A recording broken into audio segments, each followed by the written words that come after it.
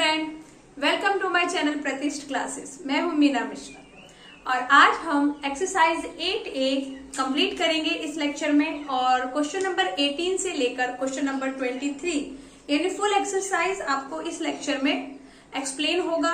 तो ध्यान से सुनिए, बुक उठाइए और स्टार्ट करिए लिखना। क्वेश्चन नंबर 18 क्या है? इस बार मैंने डायग्राम पहले बना दिया है और क्वेश्चन नीचे लिखा है। Equilateral triangle ABD and ACE and ACE are drawn on the side AB and AC of triangle ABC। यहाँ पर ये जो ABC ट्राइंगल है तो ये AB के ऊपर ये आपको दिखेगा साइड AE और यहाँ AC अगेन AB पर एक और साइड हमको मिल रहा है AD और ये ADB एंड AEC ये बना रहे हैं इक्विलेटरल ट्रायंगल। इक्विलेटरल ट्रायंगल मतलब वो ट्रायंगल जिसके तीनों साइड इक्वल होते हैं।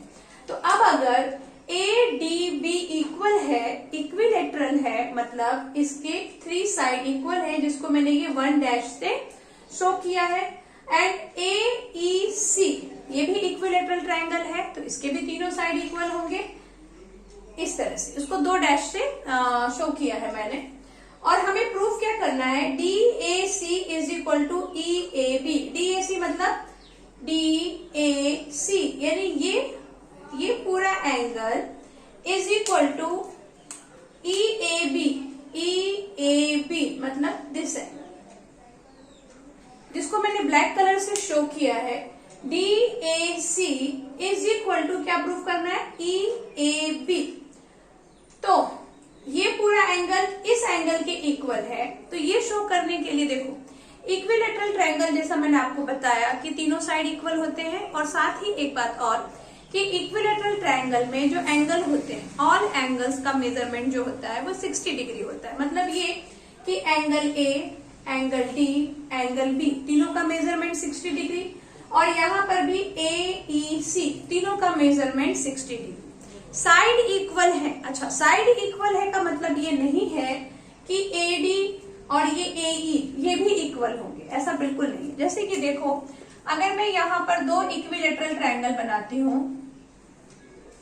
तो ये दोनों ही इक्विलेटरल ट्रायंगल मैंने बनाया हुआ है और इनके साइड इक्वल है DEF। तो जैसा कि आपको दिख रहा है कि साइड का जो लेंथ है AB का लेंथ DE से smaller, AB is smaller than DE, लेकिन इनके जो एंगल होंगे वो दोनों के इक्वल होंगे। इसमें भी तीनों एंगल 60-60 का होगा और इसमें भी तीनों एंगल 60 का ही होगा। तो साइड डिफरेंट हो सकते हैं, 2 इक्विलेटरल ट्रायंगल के साइड डिफरेंट हो सकते हैं, लेकिन जितने भी इक्विलेटरल ट्रायंगल हैं उनका जो एंगल होता है वो 60 डिग्री का ही होता है। ओके, तो इसका मतलब ये हुआ कि ये जो एंगल है A ये 60 हुआ, ये भी 60 है। फिलहाल मैं लिख देती हूँ, वैसे इसी कोई रिक्वायरमेंट नहीं है। और ये भी 60, ऐसे ही ये भी 60 हो गया और ये 60 और ये 60।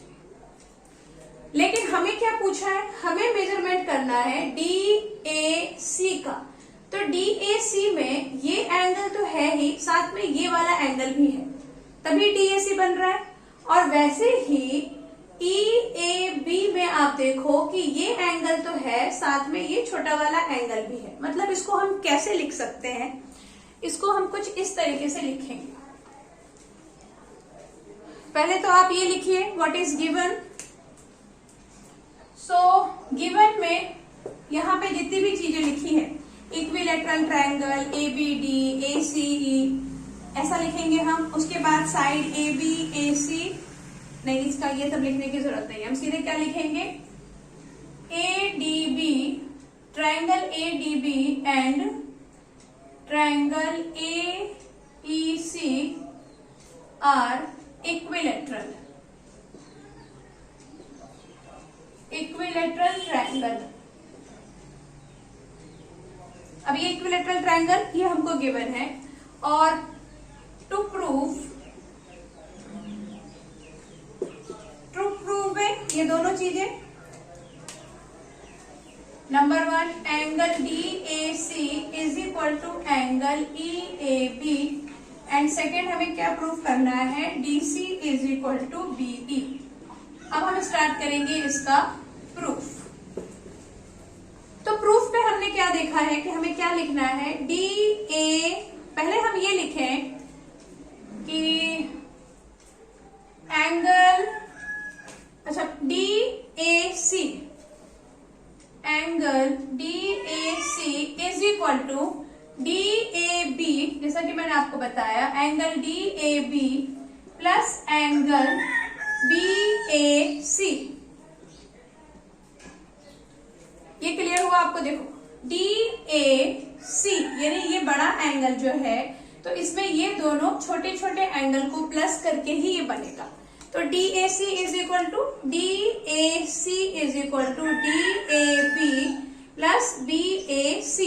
तो DAB इसका मेजरमेंट कितना है, 60 डिग्री, और BAC ये हमें नहीं पता, तो इसको ऐसे ही लिख दो, इक्वेशन 1। और ऐसे ही हम लिख सकते हैं इसके बारे में, EAB जिसका हमें फाइंड करना है। तो EAB इज इक्वल टू भी क्या हो जाएगा, angle EAC plus angle CAB, या फिर आप इसको भी BAC लिख सकते हो, CAB हो या BAC हो, बात बराबर ही है।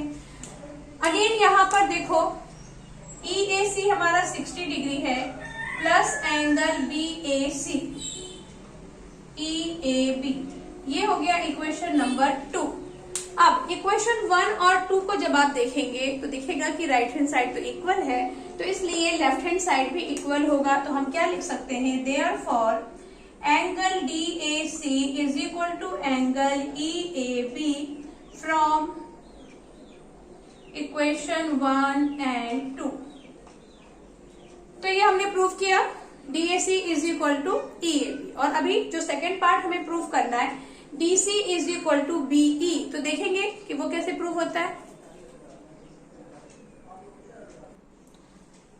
तो जो नेक्स्ट हमें प्रूव करना है, DC is equal to BE, इसके लिए आपको DC और BE को ज्वाइन करना पड़ेगा, जो कि मैं यहाँ पे ज्वाइन कर रही हूँ, DC और BE। अभी DC और BE को हमने ज्वाइन किया, तो आप क्या देखेंगे, ये सेकेंड प्रूफ करना है, in triangle DAC and triangle BAE। हम किस दो ट्रायंगल की बात कर रहे हैं, DAC, ये जो हमने एक पतला सा ट्रायंगल यहाँ बनाया है, और BAE। अब इन दोनों ट्रायंगल को जब आप देखो, कंपेयर करो, तो आप क्या देखोगे, देखो यहाँ पे एक डैश है और एक डैश यहाँ पे है, तो ये वाला जो पार्ट है ये इस ट्रायंगल का पार्ट है। इसका मतलब DA is equal to BA। यहां पर मैं क्या लिख सकती हूं, एंगल, सॉरी साइड है ये, DA is equal to BA, same side of, sorry side of equilateral triangle, side of equilateral triangle, इसलिए DA इज इक्वल टू हो गया BA। Similarly AC is equal to हो गया AE। तो अब आप देखो कि ये जो AC है वो किसका पार्ट है, इस ट्रायंगल का, और AE जो पार्ट है वो इस बड़े वाले ट्रायंगल का है, दूसरे ट्रायंगल का। तो यहां हम क्या लिखेंगे, AC is equal to AE, and इसका भी रीजन क्या होगा, साइड ऑफ इक्विलेटरल ट्रायंगल। और उसके बाद ये जो एंगल हमने प्रूव किया था, कौन सा एंगल, ये DAC is equal to EAB या BAE, ये वाला, ये ट्रायंगल ब्लू कलर से जो इंडिकेट किया था मैंने, और यहाँ ये जो ब्लैक से, तो हम क्या लिखेंगे, angle DAC is equal to angle DAC is equal to EAB। और इसको क्या किया हमने पहले ही प्रूव कर चुके हैं, यहां पर DAC is equal to EAB। तो ये तीन चीजें हमारी हो गई, ये दो साइड इक्वल हो गया, ये एंगल इक्वल हो गया। तो therefore triangle DAC is congruent triangle BAE और यहाँ पर कौन सा एग्जम्स काम करेगा, SAS एग्जम ऑफ कॉन्ग्रुएंसी। और जब ये कॉन्ग्रुएंट है तो हम क्या लिख सकते हैं, वो मैं यहां लिख देती हूँ। इसमें हम लिख सकते हैं, जो हमें प्रूव करना है, DC is equal to BE। तो यहां हम लिख देंगे therefore DC is equal to BE और रीजन क्या है, CPCT corresponding part of congruent triangle. तो ये समझ में आया आपको, ये दो ट्रायंगल को हमने कंपेयर किया और इसमें देखा हमने कि दो साइड इक्वल है और two pair of side is equal और ये एंगल इक्वल है, इसलिए ये क्या हो जाएंगे, कॉन्ग्रुएंट हो जाएंगे। तो 18th क्वेश्चन आपको समझ में आ गया। अब 19th question number 19, in the given figure ABCD is a square. ABCD ये एक स्क्वायर है और स्क्वायर मतलब all sides are equal and PQR are point on AB. PQR. P is the point on AB, Q is point on BC and R is point on DC. एक बात आपको ये ध्यान रखना है कि यहाँ सिर्फ लिखा है दिस इज द पॉइंट, यहाँ ये कहीं नहीं लिखा कि ये मिड पॉइंट है, तो इसको मिड पॉइंट हमें नहीं समझना है। And AB, BC, CD respectively, और ये कैसा है, AP यानी ये साइड, तो सिर्फ इतने को AP को ये मैं एक डैश से इंडिकेट कर रही हूँ कि AP is equal to BQ, इसके इज इक्वल टू CR, यानी ये जो स्मॉल पार्ट है CR, BQ और AP, ये तीनों हमें इक्वल दिया है। वैसे तो ये पूरा जो साइड है AB, DC, CB और DA, ये चारों ही आपस में इक्वल है क्योंकि ये साइड ऑफ स्क्वायर है।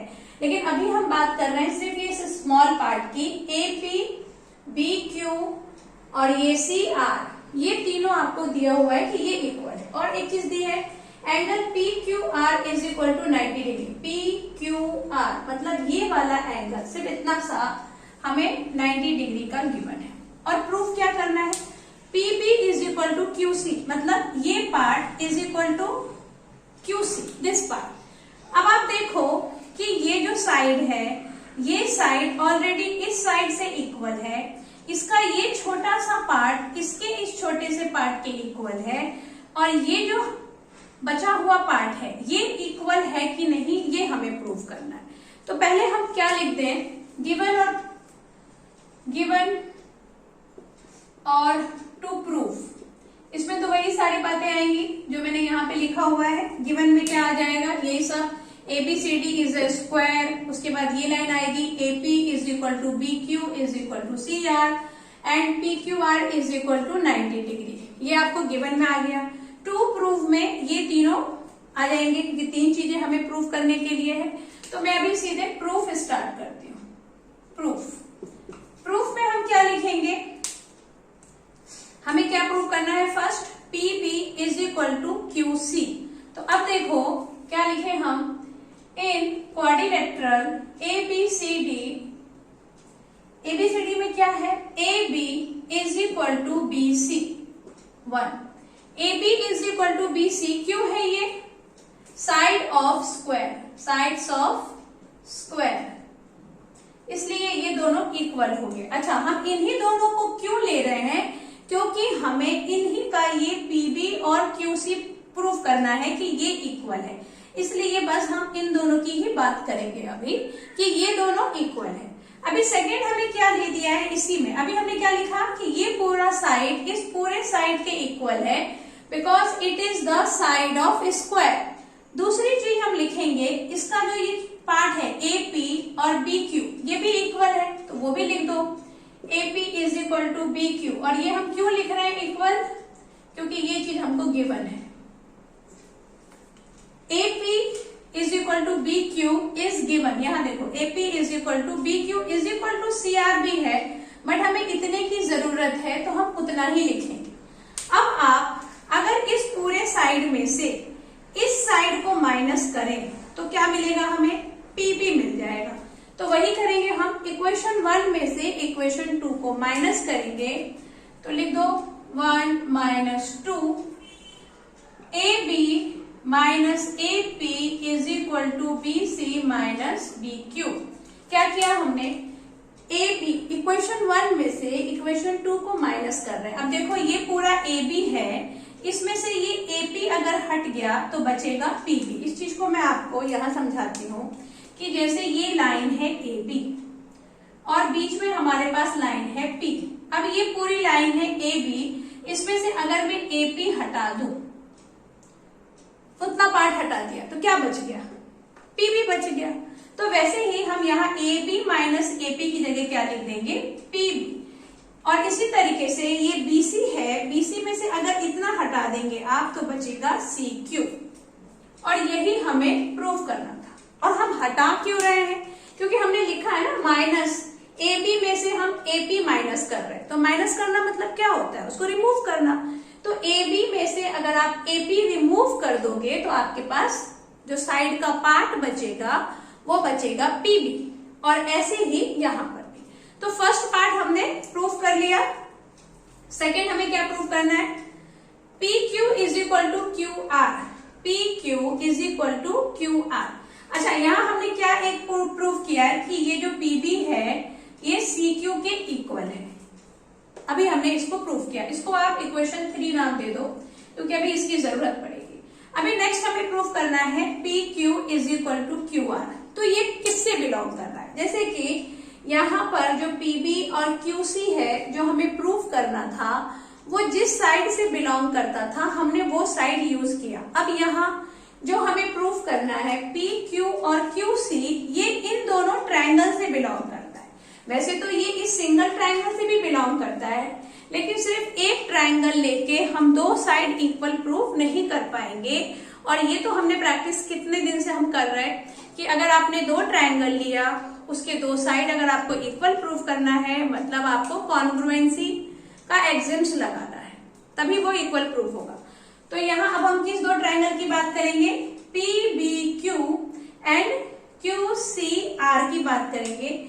इसमें ये सारे जितने भी एंगल हैं ये सब 90 डिग्री के होंगे क्योंकि ये एक स्क्वायर है और स्क्वायर में सारे एंगल 90 डिग्री ही होते हैं। इन दोनों को कंपेयर करो। In triangle P B Q and ये क्यों कर रहे हैं हम लोग, सेकेंड को प्रूफ करने के लिए। In triangle P B Q and triangle Q C R, क्या देखा हमने P B Q and Q C R में, हमने देखा कि P B is equal to Q C. अभी हमने प्रूव किया ये और ये इक्वल। यहां लिखो फ्रॉम 3 या फिर आप इसको प्रूव्ड ऐसा भी लिख सकते थे अगर हम यहाँ नंबर नहीं लिखना चाहते हैं तो। सेकेंड है B Q is equal to C R, ये तो दिया हुआ है B Q is equal to C R. तो B Q is equal to C R हो गया और ये चीज हमको है गिवन। और थर्ड हो गया angle B is equal to angle C 90 degree और यहां लिख देंगे हम एंगल ऑफ स्क्वायर। स्क्वायर का एंगल होने की वजह से वो दोनों इक्वल है, 90 डिग्री है। मतलब हमारे पास ये साइड और ये एंगल हमने इसके इस साइड और इस एंगल के इक्वल प्रूफ कर दिया है। तो यहां कौन सा एक्सिम्स लगेगा, S A S, S A S. तो हम यहां लिख देंगे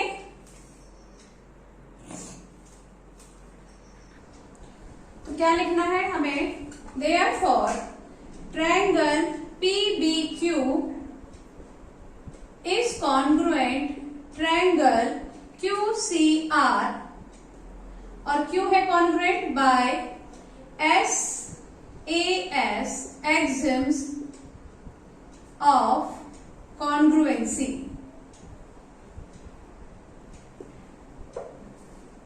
तो ये कॉन्ग्रुएंट हो गया। अब अगर ये दोनों ट्रायंगल कॉन्ग्रुएंट है तो इसका मतलब जो इसका ये बचा हुआ पार्ट है ये भी क्या हो जाएगा, कॉन्ग्रुएंट हो जाएगा। तो लिख दो इसको, therefore P Q is equal to Q R और रीजन क्या है, सीपी सीटी।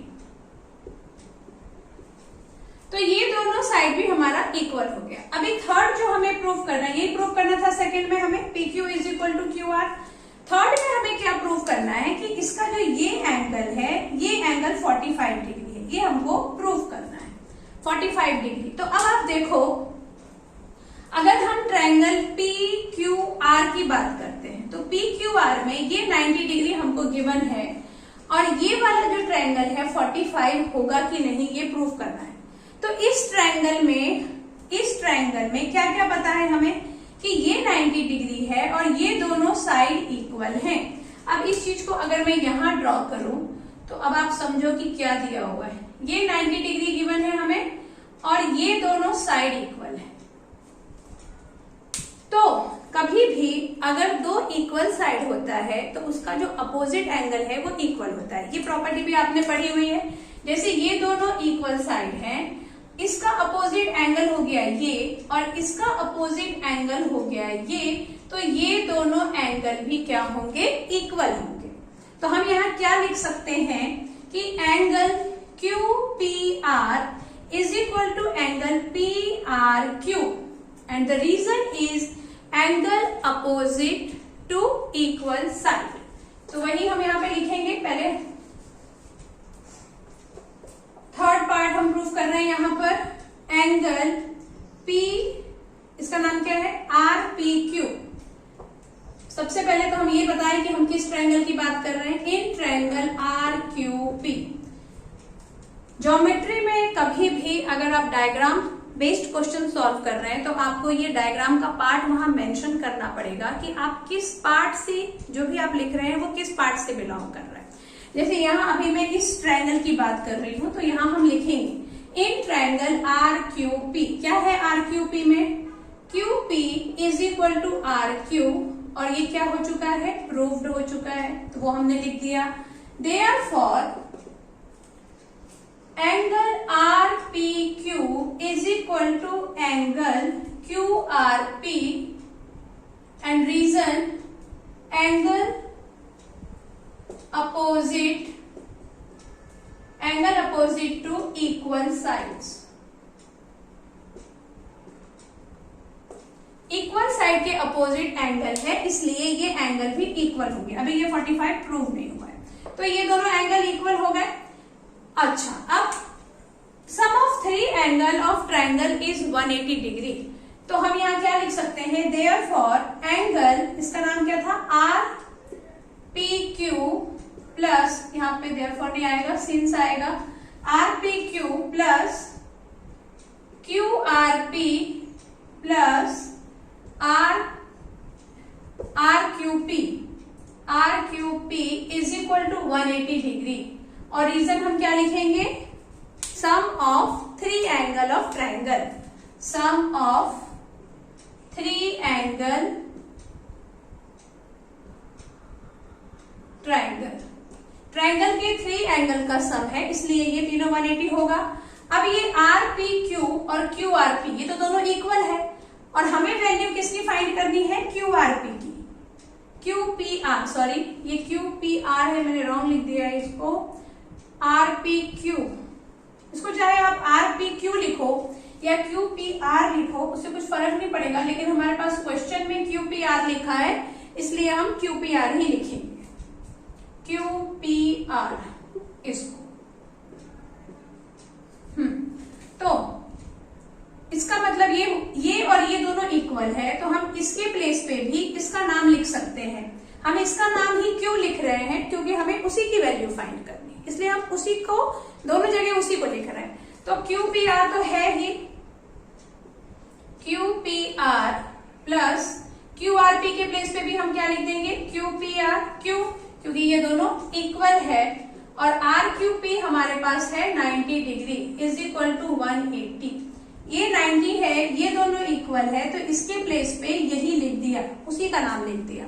अभी नेक्स्ट क्या होगा, ये कितने हो गए, 2 हो गए, 2 Q P R is equal to 180, 90 इस तरफ आ गया तो यहाँ आ जाएगा आपको 90 डिग्री। तो Q P R is equal to 90 degree by 2, तो मिलेगा आंसर हमें Q P R is equal to 45 degree. ये हमारा थर्ड पार्ट भी प्रूव हो गया।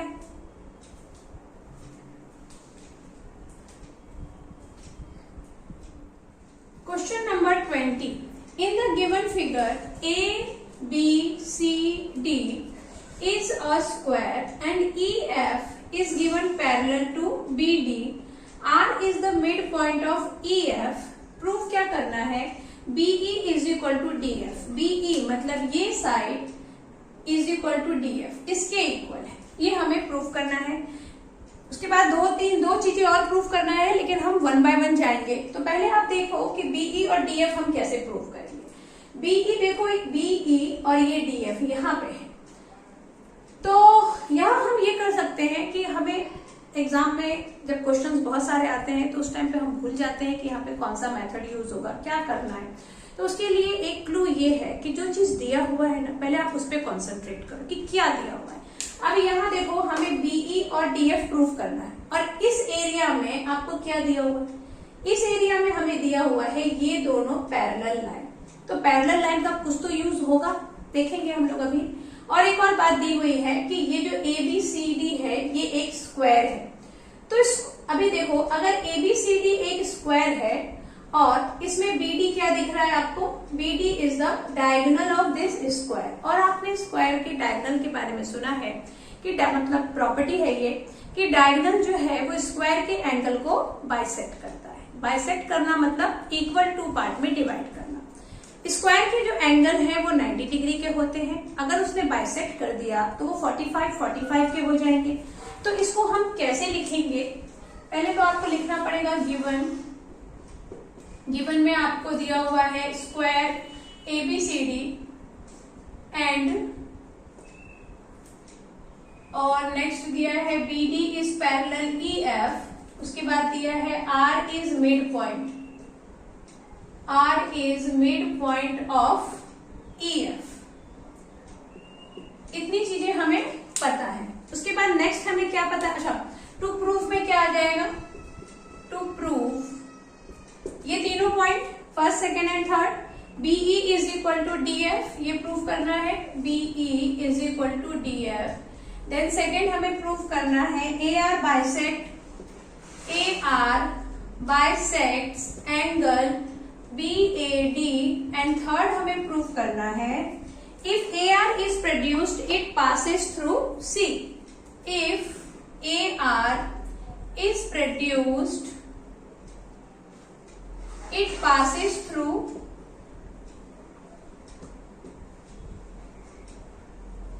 C।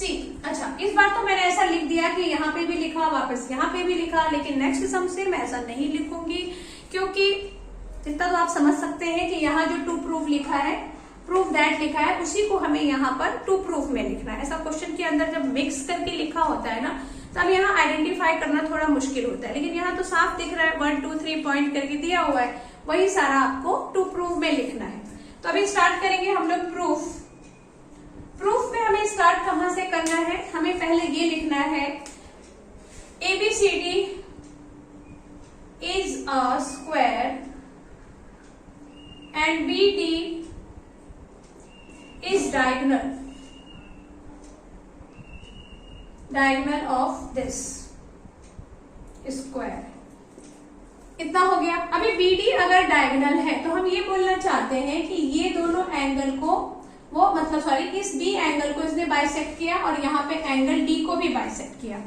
तो बाइसेक्ट किया तो कितना बन गया? देयरफॉर एंगल DBA DBE ले लो आप, एंगल DBE या फिर आप DBC भी ले सकते हैं। तो DB अभी यहाँ पे लेती हूँ, DBE is equal to angle BDF is equal to 45 degree. दोनों ही एंगल को ये क्या करेगा? ये भी 45 का हो जाएगा और ये भी 45, उसके साथ ये 45 और ये भी 45। तो हमने इसका नाम क्या लिखा? इस एंगल का नाम लिखा हमने DBE। हम इसका नाम DBC भी लिख सकते हैं, लेकिन हमें यहीं तक की जरूरत है और यहाँ हमारे पास एक और पॉइंट है, तो सिर्फ यहीं तक लो DBE, और इसका नाम क्या लिखा हमने? BDF इज इक्वल टू हो गया 45 डिग्री। अब नेक्स्ट जो हमें देखना है, इन दोनों पैरेलल लाइन को देखो। अब ये दोनों पैरेलल लाइन है और ये ट्रांसवर्सल है, तो ये 45 होगा, तो ये भी कितने का होगा, 45 का, क्योंकि ये है कॉरेस्पॉन्डिंग एंगल। मतलब कैसा, अगर ये इस तरह से पैरेलल लाइन है और ये ट्रांसवर्सल लाइन है, तो ये एंगल और ये एंगल कॉरेस्पॉन्डिंग एंगल होता है। जो सेम डायरेक्शन में होते हैं उसको हम कॉरेस्पॉन्डिंग एंगल बोलते हैं। फेस भी सेम हो, मतलब सेम साइड होना चाहिए, जैसे ये साइड भी सेम है और दोनों का देखो डायरेक्शन भी ये सेम है। ये कॉरेस्पॉन्डिंग एंगल का एक पेयर हो गया। कॉरेस्पॉन्डिंग एंगल का दूसरा पेयर कौन सा होगा, ये वाला। लेकिन फिलहाल हमें अभी ये इसका साइड, ये इसका भी यही डायरेक्शन है, तो ये दोनों पेयर जो है वो भी कॉरेस्पॉन्डिंग एंगल है।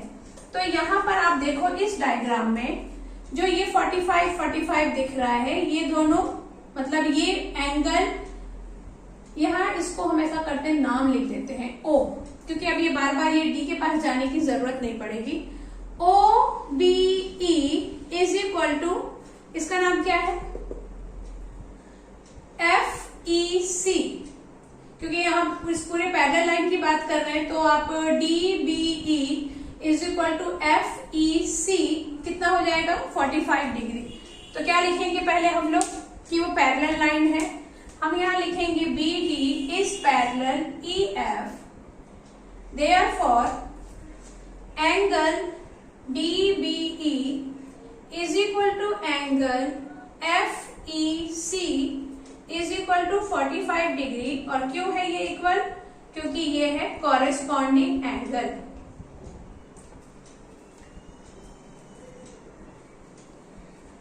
तो ये दोनों 45 हो गया, और यहाँ पे फिर हम लिख देंगे सिमिलरली, क्योंकि सेम चीज हम यहाँ भी करने वाले हैं। ये 45 है तो ये भी 45 होगा। Similarly angle BDF is equal to angle EFC is equal to 45 degree, और ये भी रीजन क्या है, कॉरेस्पॉन्डिंग एंगल।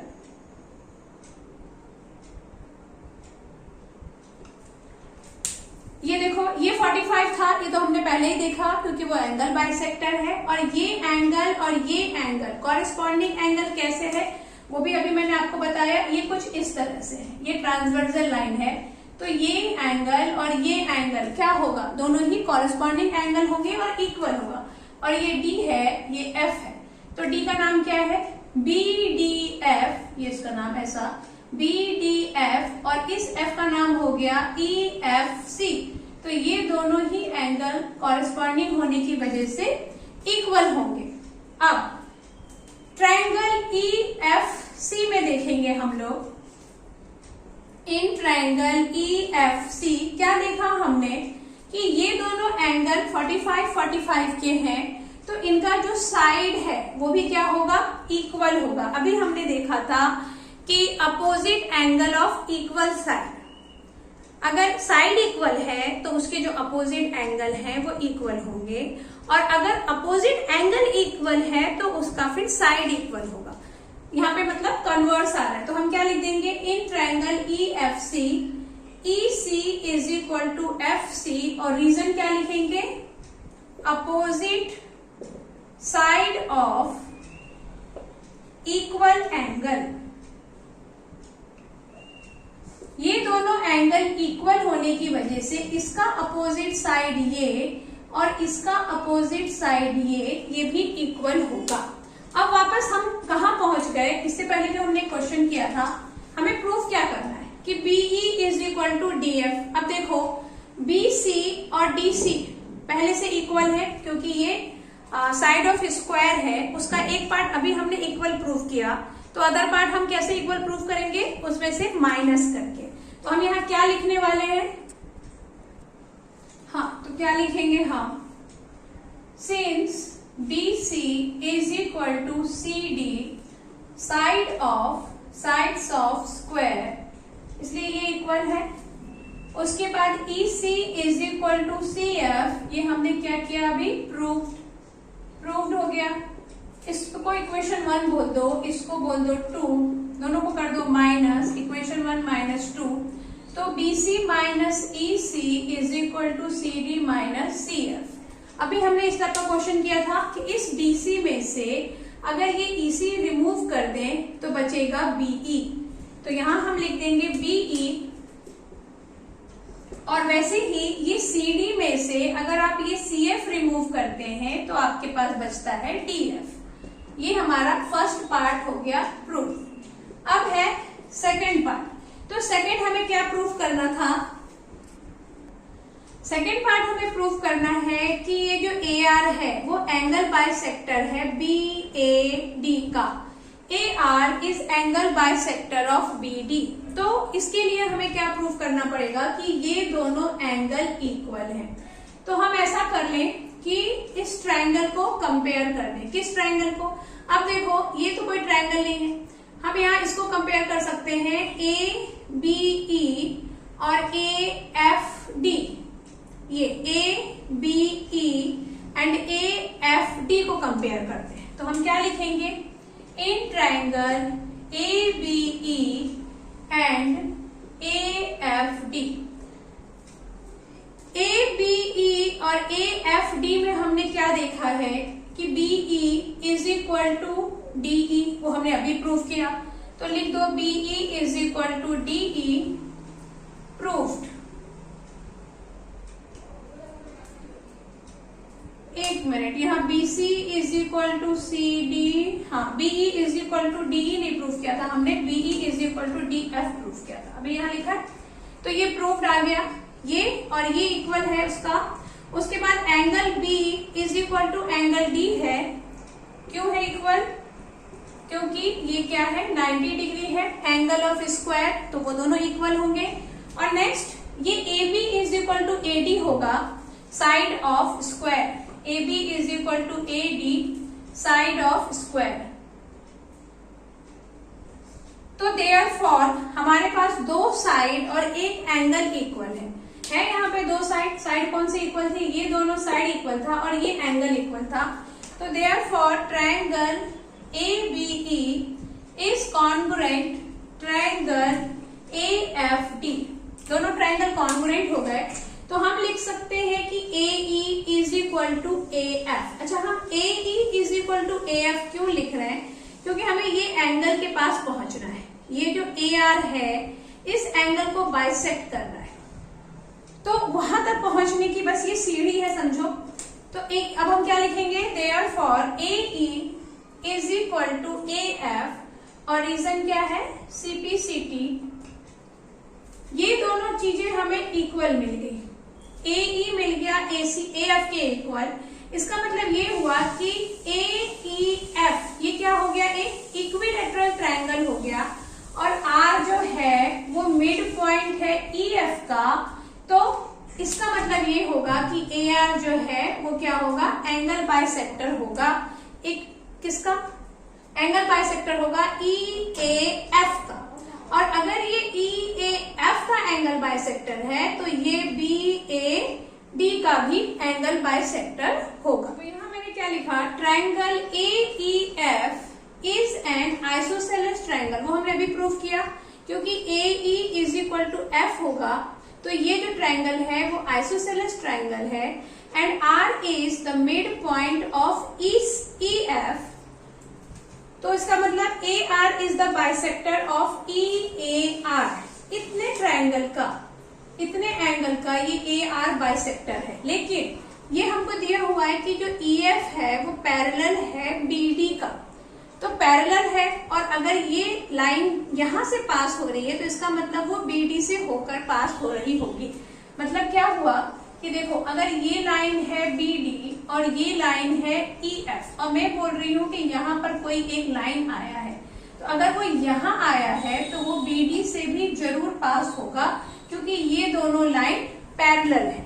तो वही चीज यहाँ लिखा है, AR is the bisector of EAR, BD is parallel EF, therefore AR is bisector of angle BAD also। क्योंकि BD से अगर पास होगा तो किसका भी बाइसेक्टर होगा? BAD का, क्योंकि ये BD से भी पास हो रहा है इसलिए। अभी जो थर्ड हमें प्रूफ करना है कि क्या अगर हम इस R को आगे ले जाएं, R को प्रोसीड करें तो वो C तक जाएगा कि नहीं जाएगा, वो देखते हैं। अभी यहाँ देखो ए आर जो है वो पार्ट क्या है, A R is bisect B D at O. यहाँ लिखा है हमने कि ए आर, ये जो लाइन है जो बी डी से पास हो रही है, तो पास हो रही है मतलब उसको कहीं ना कहीं बाइसेक्ट कर रही होगी, तो हमने दिया कि वो बाइसेक्ट ओ पे कर रहा है। और ये जो लाइन है ये क्या है, डायगोनल है। A R is a part of the second diagonal, और अगर वो डायगोनल है तो वर्टाइसिस तक तो जाएगा ही ना, और सी क्या है, वर्टाइसिस, वर्टेक्स है, तो hence it will also pass through see if produce. तो ये अगर डायगोनल का पार्ट है तो इसको अगर हम आगे करेंगे तो ये सी तक जाएगा। इस तरह से आपको ये सारा कुछ लिखना है। Question number 21, ABCD is a parallelogram in which angle A and C are obtuse। obtuse मतलब जिसका जो मेजरमेंट है, measurement of angle is greater than 90 degree and less than 180 degree. तो ऑब्ट्यूस एंगल है। खैर इस पॉइंट का यहाँ पे कोई ऐसा लेना देना नहीं है, बस इन्होंने डायग्राम को बताया है, एक्सप्लेन किया है। Point X and Y taken on diagonal BD such that AXD and CYB is equal to 90 degree. Proof क्या करना है हमें, XA is equal to YC, XA is equal to YC, ये चीज हमें प्रूफ करनी है। तो अभी देखो ये पैरेललोग्राम है, तो पैरेललोग्राम में क्या होता है, अपोजिट साइड्स पैरेलल होते हैं। तो अब अगर मुझे AX is equal to YC proof करना है, मतलब ये दोनों जो ट्राइंगल है इसको प्रूफ करना है कॉन्ग्रुएंट, तभी हम उसको लिख पाएंगे। कॉन्ग्रुएंट होने के लिए एक एंगल तो इक्वल हमें दिया हुआ है, उसके बाद ये DA और CB हम इक्वल लिख सकते हैं because it is the opposite side of parallelogram. तो पैरेललोग्राम का अपोजिट साइड होने की वजह से ये दोनों हो गया इक्वल। दो चीजें मिल गई, एक और चाहिए, तो वो हम क्या लिख सकते हैं, ये एंगल और ये एंगल इक्वल होगा। क्यों होगा ये दोनों angle equal, because it is a alternate angle. अगर DC और AB है पैरेलल, तो ये हो गया DB ट्रांसवर्सल लाइन, तो ये एंगल और ये एंगल अल्टरनेट होने की वजह से इक्वल होंगे, और ये पैरेललोग्राम है तो ऑफ कोर्स ये इक्वल होंगे ही। तो यहाँ पर ये और ये भी हमें इक्वल मिल गया है, इसका मतलब हमें AAS एक्सिम से इन दोनों ट्रायंगल को कॉन्ग्रुएंट बोल सकते हैं, और कॉन्ग्रुएंट बोलने के बाद हम लिख देंगे AX is equal to CY by CPCT, क्योंकि अगर ट्रायंगल कॉन्ग्रुएंट है तो बचे हुए साइड, बची हुई एंगल वो सब भी कॉन्ग्रुएंट होते हैं। तो स्टार्ट करेंगे लिखना।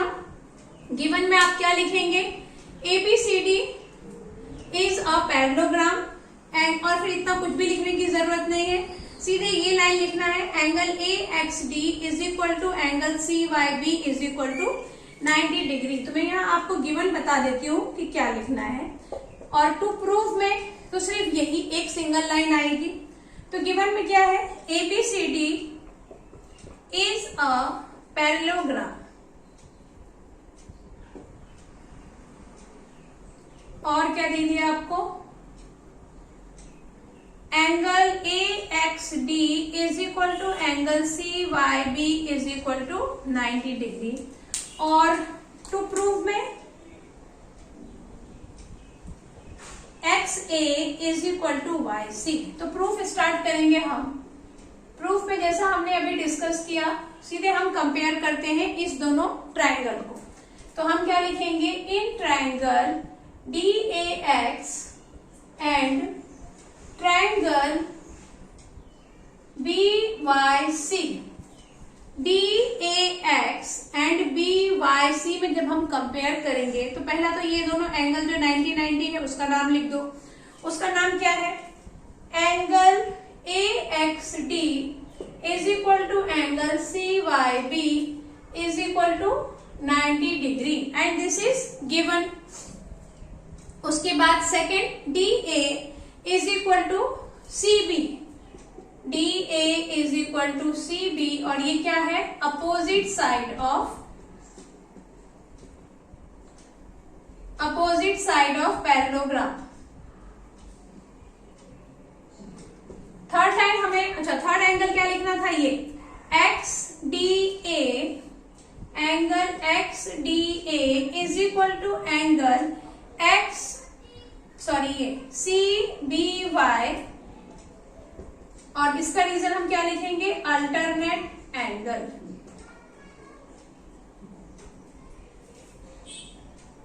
एक्स क्या, इसका नाम क्या लिखा, एक्स डी ए, यानी ये एंगल, और इस एंगल का नाम क्या हो जाएगा, C B Y is equal, because it is alternate angle, therefore हम क्या लिख सकते हैं, triangle D A X is congruent triangle B Y C by which exits A S, दो एंगल और एक साइड है, तो by A S axiom of congruency.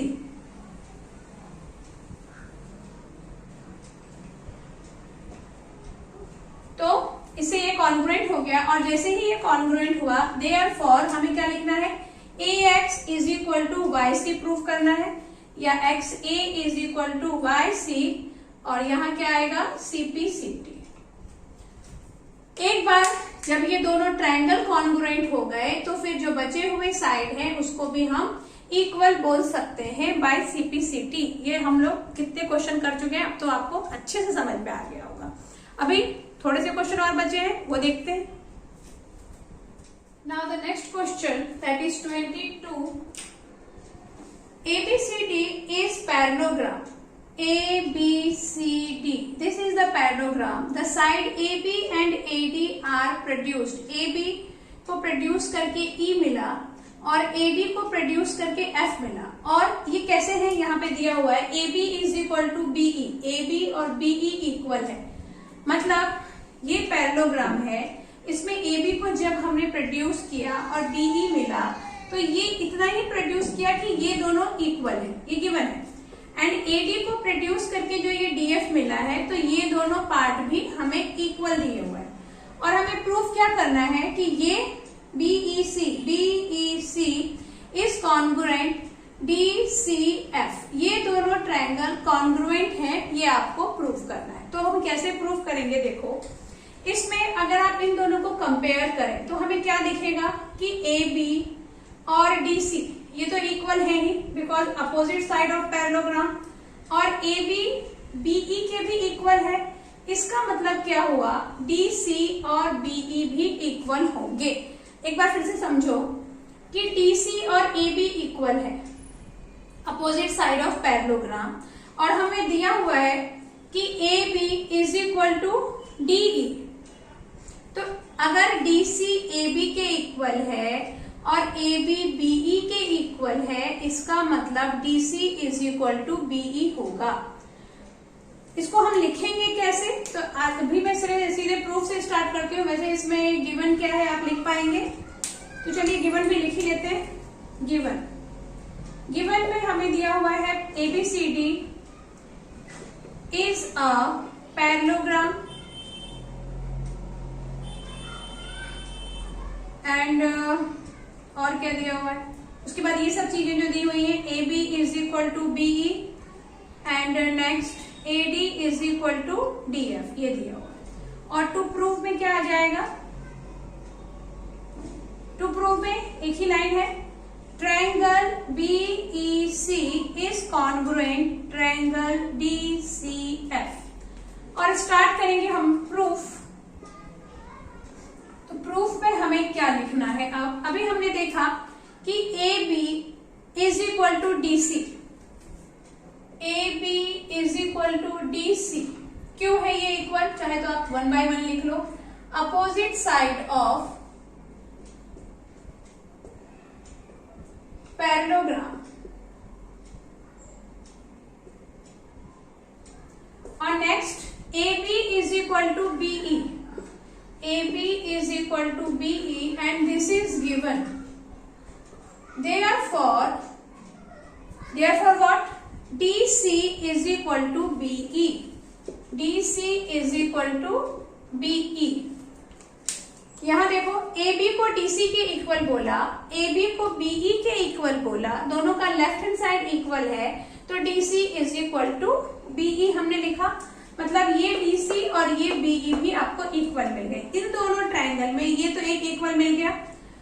उसके बाद नेक्स्ट हम क्या बोलेंगे, इसको बोलेंगे AD is equal to BC and AD is equal to DF, therefore BC is equal to DF। तो यहां आप सिमिलरली करके लिख लो, similarly AD is equal to BC is equal to DF। क्या हुआ यहाँ पे, AD और BC इक्वल है क्योंकि opposite side of parallelogram, AD और DF इक्वल है, हमें गिवन है ये चीज। तो वापस हम क्या करेंगे, हम लिख सकते हैं कि DF is equal to BC, जो हमने यहाँ पे जैसा किया वैसे भी। तो वापस उतना नहीं लिखना है आपको, सिमिलरली बोल के आप इस तरह भी लिख सकते हैं। तो इसमें हमने दो चीजें प्रूव कर दी कि ये और ये साइड इक्वल है, ये और ये साइड इक्वल है इन दोनों ट्रायंगल में। और क्या इसमें इक्वल दिख रहा है आपको, कॉन्ग्रुएंट बोलने के लिए हमें एक चीज और इक्वल चाहिए। तो अभी देखो ये जो लाइन है ये पैरेलल लाइन हो गया, तो ये एंगल हो गया adjacent angle, pair of adjacent angle, तो ये होंगे इक्वल। अगेन ये लाइन और ये लाइन पैरेलल है, तो इस बार इसमें अगर आप देखें तो पेयर ऑफ एडजेसेंट एंगल होगा ये दोनों। तो इसका मतलब ये हुआ कि ये इसके इक्वल है, ये इसके इक्वल है, तो इसका मतलब ये दोनों एंगल भी आपस में इक्वल होंगे। तो इसको भी हम डायरेक्ट लिख सकते हैं, एंगल D, या फिर आप इसको अगर डिटेल में लिखना चाहते हैं तो आप ऐसे भी लिखो, DC is parallel AB, therefore, और DC पैरेलल AB क्यों है, साइड ऑफ पैरेललोग्राम,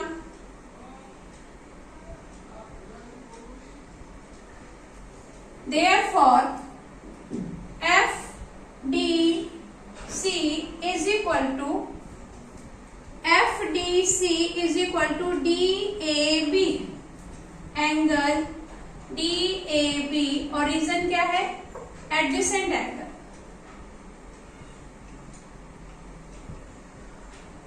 और फिर हम अगर इन दोनों को पैरेलल लें, DA इज पैरेलल BC, यहां पे सिमिलरली लिख दें,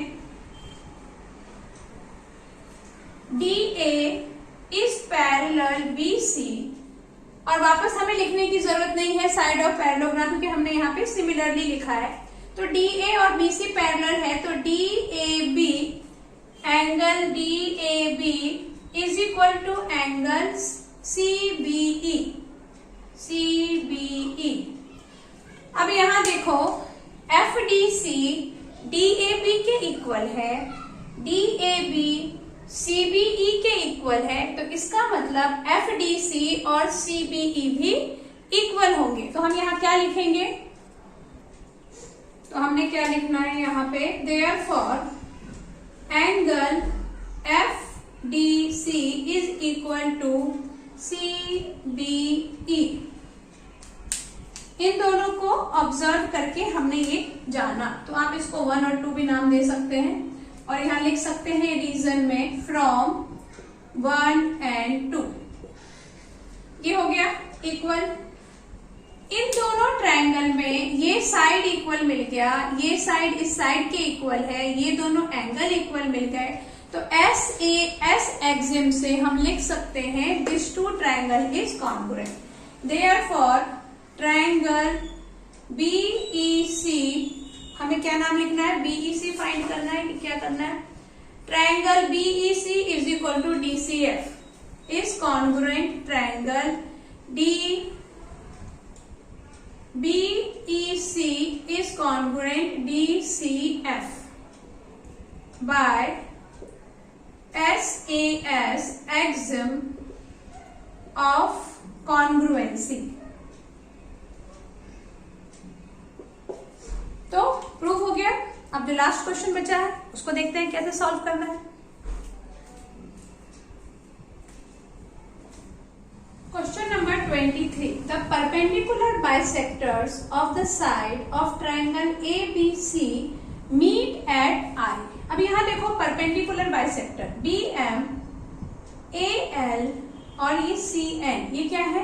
परपेंडिकुलर बाइसेक्टर, मतलब जो ये लाइन है AB, इसको इक्वल टू पार्ट में बाइसेक्ट कर रहे हैं। ये AL BC को बाइसेक्ट कर रहा है और ये BM है, ये इस AC को बाइसेक्ट कर रहा है। ओके, और परपेंडिकुलर होने की वजह से इसका जो मेजरमेंट है वो कितना होगा? 90 डिग्री।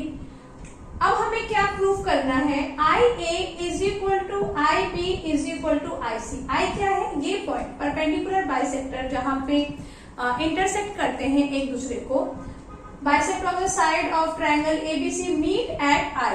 तो ये I उसका कॉन्ग्रुएंस पॉइंट है।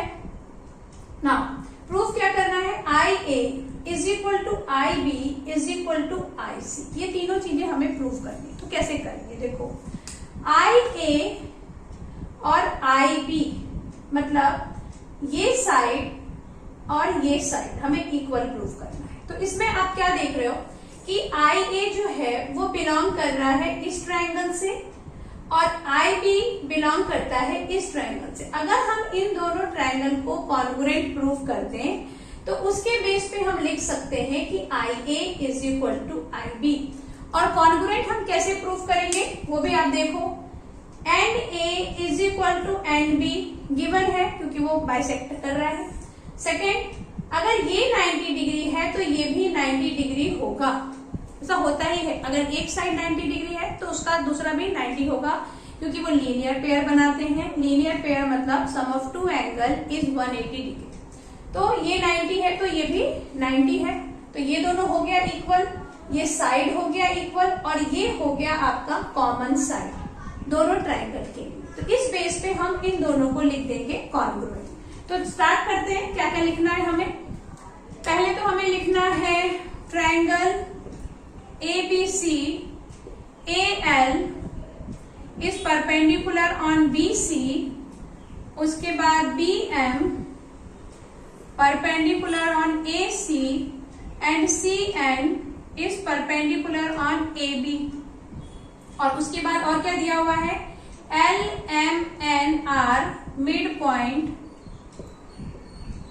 Point of BC AC and AB respectively. इन तीनों का वो मिड पॉइंट है, एक एक करके। L किसका मिड पॉइंट है? BC का। M हो गया AC का और N हो गया AB का मिड पॉइंट। और अब हमें प्रूफ क्या करना है वो हम लिखेंगे। टू प्रूव, अच्छा इसमें एक और दिया हुआ था हमें, by side of triangle ABC meet at A। I is intersect point, intersecting point of, किसका इंटरसेक्टिंग पॉइंट है? AL CN and BM। इसका इंटरसेक्टिंग पॉइंट क्या है? L। इसको आप कॉन्ग्रुएंट पॉइंट भी बोल सकते हैं। I क्या है? कॉन्ग्रुएंट, और ये लाइन हो गए कॉन्ग्रुएंस। खैर हमें यहाँ पे ऐसा भी लिखेंगे हम, इंटरसेक्ट कर रहा है तो वो इंटरसेक्ट पॉइंट है। नेक्स्ट, या फिर आप ऐसा लिखें AL CN and BM meet at I। इस तरह से भी हम लिख सकते हैं क्योंकि हमारे क्वेश्चन में वही लैंग्वेज यूज किया है। क्या लिखेंगे हम? AL CN and BM meet at point I। अब टू प्रूफ तो सिंपल सा है, एक line. IA is equal to IB is equal to IC। तो प्रूफ हमारा क्या होगा? अभी हमने डिस्कस किया था, दो ट्रायंगल लेना है आपको। ये दोनों ट्रायंगल हम लेंगे। इस ट्रायंगल का नाम है AIN and triangle NIB। Triangle AIN and triangle NIB। क्या देखा हमने इसमें? हमने ये देखा कि इस एंगल का नाम क्या है? ANI। Angle ANI is equal to angle I and B और क्यों इक्वल होगा, क्योंकि दोनों ही 90 डिग्री के होंगे, ये और ये। उसके बाद हमने देखा कि N A is equal to N B, N A is equal to N B, और ये क्यों एन बी होगा, ये हमको गिवन है। परपेंडिकुलर बाइसेक्ट कर रहा है, सी एन बाइसेक्ट कर रहा है, इसलिए A N is equal to N B. और नेक्स्ट हमने क्या देखा था कि हम इक्वल बोल सकते हैं, N I is equal to N I, common side है, इसकी वजह से ये भी हो गया equal. Therefore triangle A I N is congruent triangle N I B. और कौन सा एक्सिम यहाँ पे यूज होगा, यहां यूज हो सकता है एस ए एस, क्योंकि हम इस साइड की बात कर रहे हैं, ये साइड, ये एंगल और ये दोनों साइड को हमने इक्वल बोला है, तो S A S by S A S axiom of congruency. हमने बोल दिया कि ये दोनों ट्रायंगल कॉन्ग्रुएंट हैं, और अगर ये दोनों ट्रायंगल कॉन्ग्रुएंट हैं तो हम ये I A is equal to I B भी लिख सकते हैं। Therefore I A is equal to I B, और रीजन क्या है, सीपी सीटी। अब इसको इक्वेशन 1 नाम दे दो, क्योंकि अभी इसकी हमें जरूरत पड़ेगी।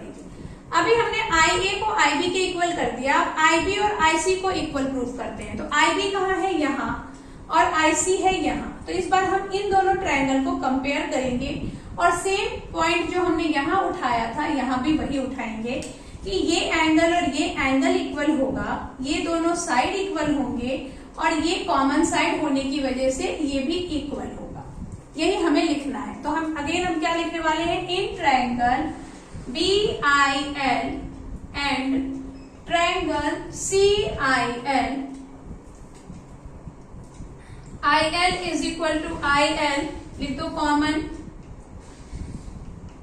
और next I L B is equal to I L C, angle I L B is equal to angle I L C 90 degree है। और उसके बाद B L is equal to L C, B L is equal to L C, and this is given.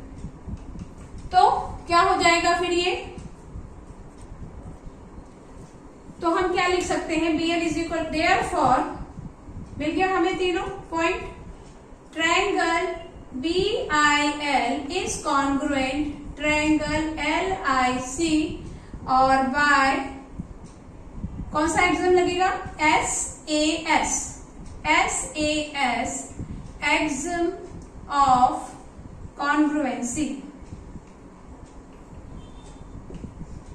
तो अभी जब ये दोनों congruent है तो क्या हो सकता है, I B is equal to I C, I B is equal to I C by CP CT, या सीधे सीपी सीटी लिखो, इसको दे दो इक्वेशन 2। अभी इक्वेशन 1 में आई ए और आई बी इक्वल है, इक्वेशन 2 में आई बी और आई सी इक्वल टू है। Therefore from 1 and 2 what can we say, I A is equal to I B is equal to I C, ये हम बोल सकते हैं। तो ये हमारा जो एक्सरसाइज था वो आज कंप्लीट हो गया है, और जो नेक्स्ट एक्सरसाइज है वो हम नेक्स्ट लेक्चर में डिस्कस करेंगे। Thanks for watching.